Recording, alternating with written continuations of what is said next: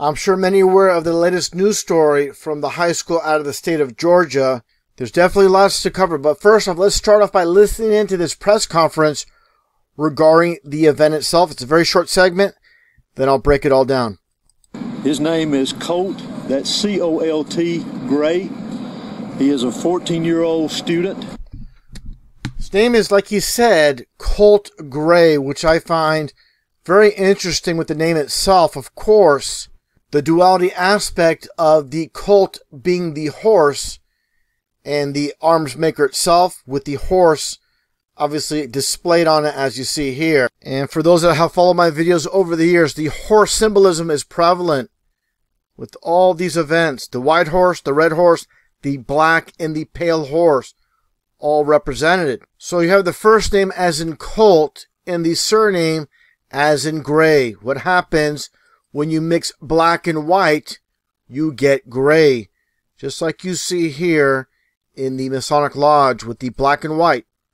Again, black and white being gray. Very interesting. And also, this took place, again, in the state of Georgia, in the city of Winder, which just so happens to be on the 33rd parallel. And also, take a look at this. A helicopter view of the high school itself, of the parking lot. And what do you see here? What does this remind you of? Like a keyhole, just like at St. Peter's Basilica in Vatican City, the keyhole symbolism. And just like this book cover, 99 Degrees of Freemasonry with the keyhole of knowledge. Now, as far as interviews with these students, let's take a listen to this first one here, as she is asked to describe Colt Gray. Let's take a listen. Because he was just like a kid that, he was just a quiet kid that sat in the back of the classroom and no one really knew who he was, and then he just kind of came out of nowhere like that. So she describes him as someone that sat in the back of the classroom that nobody really knew, and he came out of nowhere like that. Very interesting details. Now let's take a listen to this student being interviewed. Very interesting aspect. She has the same surname as the perpetrator, Colt Gray. Her name is Zoe Gray, and very unusual behavior here. And let's get right to it with the interview and being introduced by this newsman as you see here. Let's get right to it. We talked with the one young lady by the name of Zoe Gray, who described what she went through in her classroom. Was there ever any moment when you thought you were in danger? Oh yeah, I thought I was gonna die. It was like, it sounded so close. I'm sure it was gonna die. Very strange responses from people. I'm not sure why parents in this kind of situation would let their students be interviewed. I have no idea what's going on here with that. That should not take place. Interviewing these students right after this goes down. Where are the parents when a situation like this goes down? They would bring them to safety somewhere out of the area. So that's something else that needs to be questioned as well. Now let's take a listen to this interview with Lila. And this is a very bizarre interview where she rarely looks at the actual interviewer and she constantly looks down at a certain direction. It speaks for itself. Let's take a look and take a listen. She was actually in algebra class just this morning, elbow to elbow with Colt Gray, as he's been named by the Georgia Bureau of Investigations. Let me first start with, how are you? How are you coping? I'm okay. I'm pushing through it, talking to friends, making sure, everybody else is okay, checking on people around me. Can you bring me back? What happened?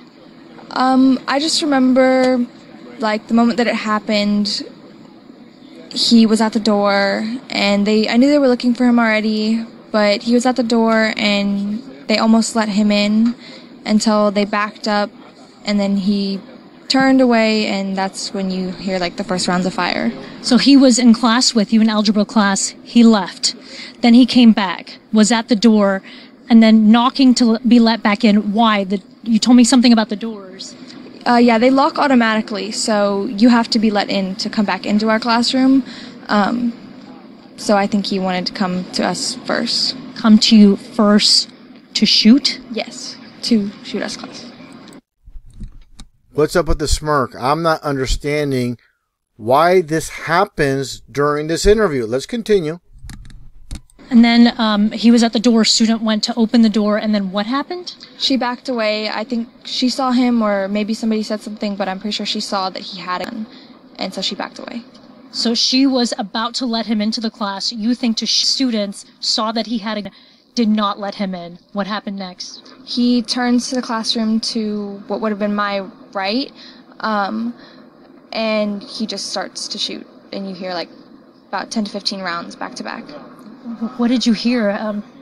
What did you think was going on in those moments?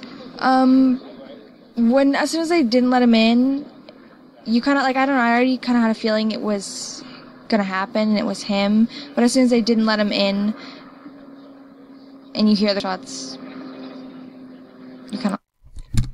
Very strange, very bizarre reactions to the situation. Let's continue. You knew that something very bad was happening next door. Did he ever say anything? No, he never really talked. He was pretty quiet.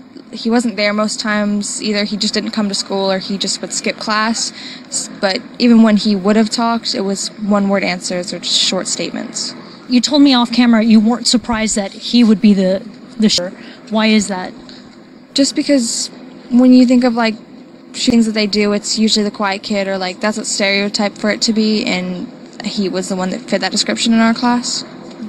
Did you ever see the gun, or did the student that go to the door see the gun, describe it to you guys? No, I haven't talked with her after this. It was all pretty hectic, but I didn't see the gun. Hunting, did he ever talk about any of that? No, he never really talked. Can you tell me what it was like inside of the classroom when you hear those shots go off? How I heard that you helped to keep the other students calm, right? Yeah, most of, like, when we heard it, most people just dropped to the floor and, like, kind of crawled in an area, like, piled on top of each other, lost a shoe when they were, you know, trying to get to a corner.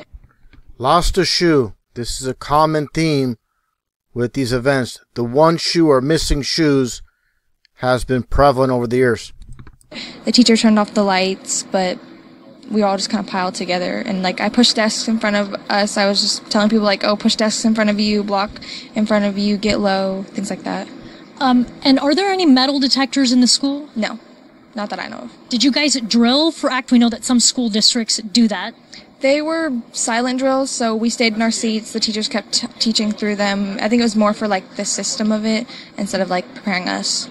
How quickly, from the moment that you heard the guns go off to the hard lockdown alert going on the screens, letting everyone else in the school know that something had gone wrong, how long did that take? Do you recall? Maybe a couple minutes, but it wasn't instant. At what point did you know that this was over?